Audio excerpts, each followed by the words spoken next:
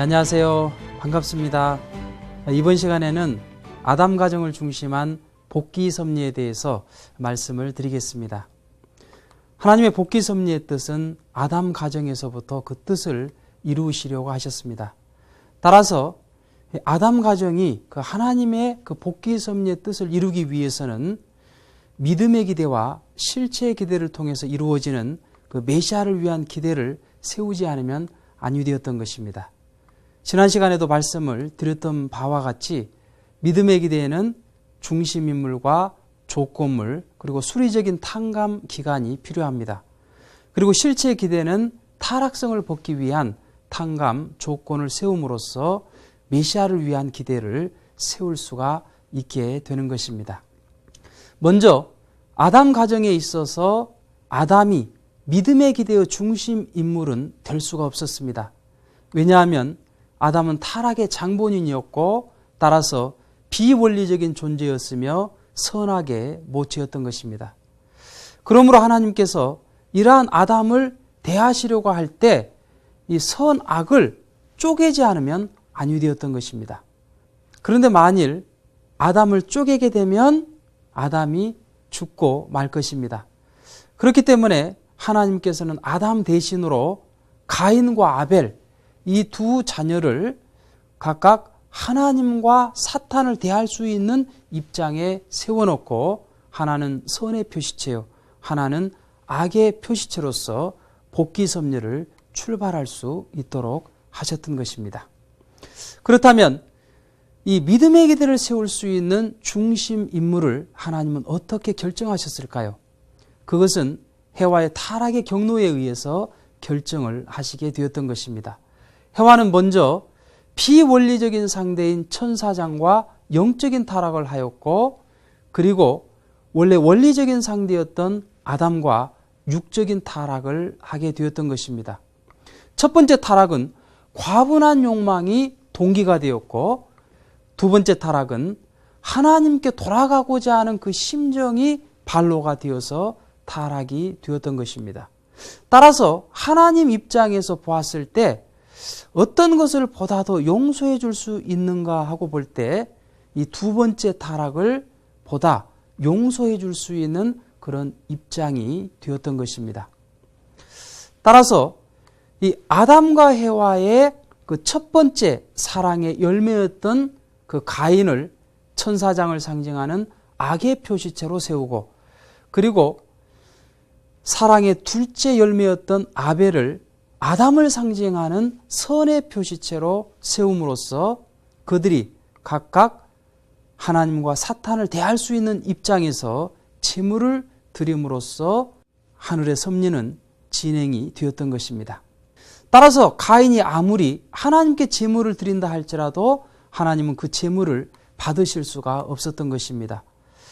왜냐하면 가인은 사탄을 대할 수 있는 입장에 있었기 때문인 것이죠.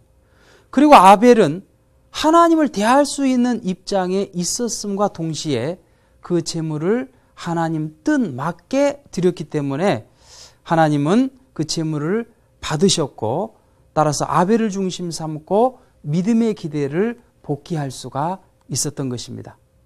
그러면 가인의 제물은 영영 받으실 수 없는 것일까요? 네, 그것을 위해서 실체 기대가 필요한 것입니다. 이 아담을 악의 표시체로 쪼개놓은 것이 가인이요 선의 표시체로 쪼개놓은 것이 아벨입니다. 따라서 가인은 아벨을 중심하고 타락성을 벗기 위한 탕감 조건을 세우게 될 때 이 실제 기대는 이루어질 수 있는 것입니다. 그런데 이 타락성을 벗기 위한 탕감 조건은 타락성을 가지게 되었던 반대 경로를 취하는 그 탕감 조건을 세움으로써 이루어질 수 있게 되는 것입니다. 그러면 타락성은 어떻게 가지게 되었을까요? 이 천사장과 아담의 입장에서 이 천사장은 이 아담을 하나님과 같은 입장에서 사랑하지 못하고 시기 질투하였습니다. 그리고 이 천사장의 위치를 떠났습니다. 혈기를 부리면서 그 자리를 떠남으로써 인간 세계에 가고자 했던 것입니다. 그리고 이 천사장은 아담에게 주관을 받았어야 되는데 교만한 입장에서 아담을 역주관함으로써 주관성 전도의 타락성이 생겼던 것입니다. 또한 죄를 번식하고 그럼으로써 악의 습관을 갖게 된 것이 이 타락성이 된 것입니다. 따라서 이런 타락성을 벗기 위한 탕감 조건을 세우기 위해서는 천사장의 입장에 있었던 가인이 아담의 입장에 있었던 그 아벨을 절대적으로 사랑했어야 됩니다. 그리고 이 아벨을 충보로 해서 하나님 앞으로 나아가야만 되었던 것입니다. 곧 가인이 하나님께 직접 제물을 드리면 하나님은 받으실 수가 없었기 때문에 이 아벨을 통해서 제물을 드렸어야 되었던 것입니다.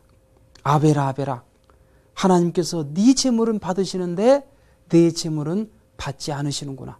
그러니까 네가 하나님께 잘 말씀을 드려서 내 제물을 받으실 수 있도록 네가 대신 제물을 드려다오. 만일 이렇게 했더라면 하나님께서는 그것을 조건으로 해서 가인의 제물을 받으실 수가 있었던 것입니다. 그리고 가인은 아벨에게 절대 순종굴복함으로써 이 아벨의 주관을 받았어야만 됩니다. 그 터 위에서 아벨로부터 선의 뜻을 전해받게 될 때 이 타락성을 벗기 위한 탕감 조건은 세워지게 되었던 것입니다.